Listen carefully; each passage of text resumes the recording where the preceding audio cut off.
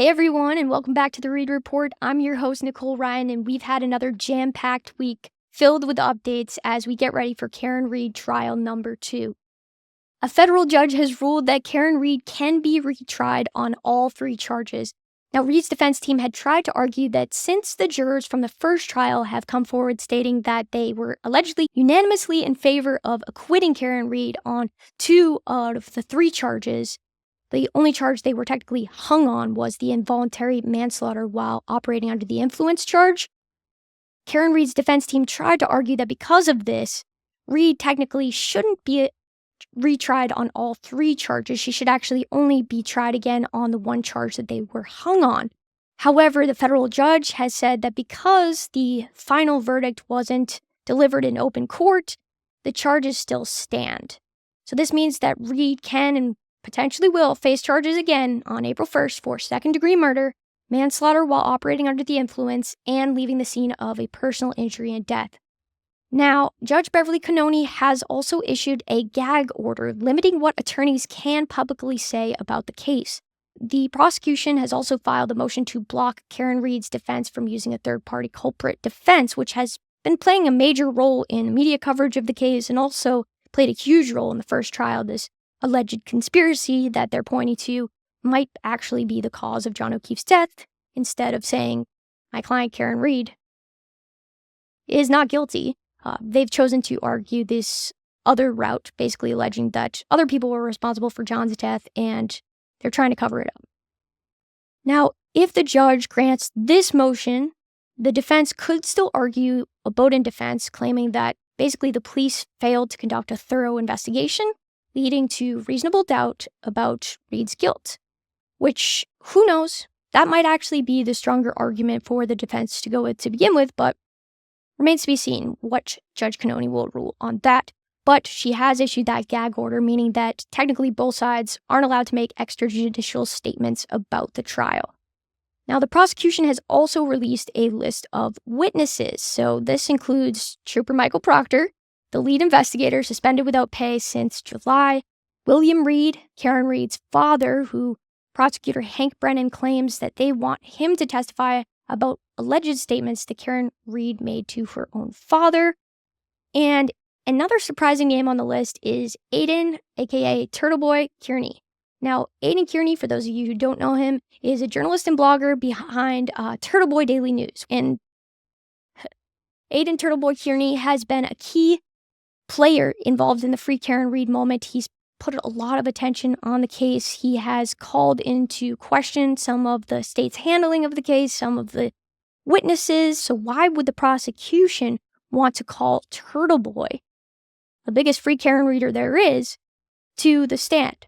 While Turtle Boy has argued that the state has no intention of actually calling him to testify, he has suggested that it's just a move to keep him out of the courtroom and to prevent him from covering the case, because the defense has also issued another motion saying that the witnesses in the case should be sequestered, asking for some of them, with the exception of a few family members, not be allowed in the courtroom throughout the case at all. So could this potentially impact Turtle Boy's ability to cover the case? Will he be actually called? We don't know. Also this week, a final trial board hearing was held for Massachusetts State Trooper Michael Proctor, and a panel of 3 commissioned officers will now decide Proctor's fate with Massachusetts State Police. He is facing several disciplinary actions related to the case. Meanwhile, Proctor's wife and Proctor's sister released a statement defending him, claiming that the defense has created false narratives to distract the public and urging the public to look at the facts of the case. His sister, Courtney Proctor, said, "Michael and so many others in his line of work see horrible things every day and may, at times, need to vent personally. Who among us has not said something regrettable in moments of stress, shock, or sadness?" But let's not forget exactly what those texts revealed. Michael Proctor, the lead investigator in the case against Karen Read, in his texts revealed that he had no problem sharing details about the case with family and friends. He mocked Karen Read's medical condition, which forced her to use a colostomy bag. He told his sister that he wished that Karen Reid would kill herself, and his sister agreed. And his messages also exposed family ties between the Proctor family and the Albert family, something that the Norfolk County District Attorney's Office previously denied in their own statement. Now, at one point, Courtney Proctor, his sister, even texted Proctor that one of the witnesses wanted to buy him a gift for his work on the case. To which Proctor replied, "Get Elizabeth one." Not saying, "No, don't get me a gift." Saying, "Get my wife a gift." In a specific chain of text messages with some of Proctor's high school friends sent within the first 24 hours of the investigation, Proctor told his friend about the case he was working on, where a Boston police officer was found on a front lawn. "All the powers that be want answers ASAP," Proctor texted in a group chat with his high school friends.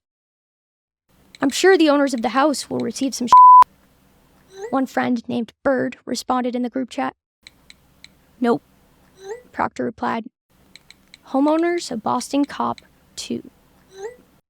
He," referring to the homeowner, "must have been a puddle to accomplish that." Bird chimed in again. "She waffled him." Proctor said, "I looked at his body in the hospital."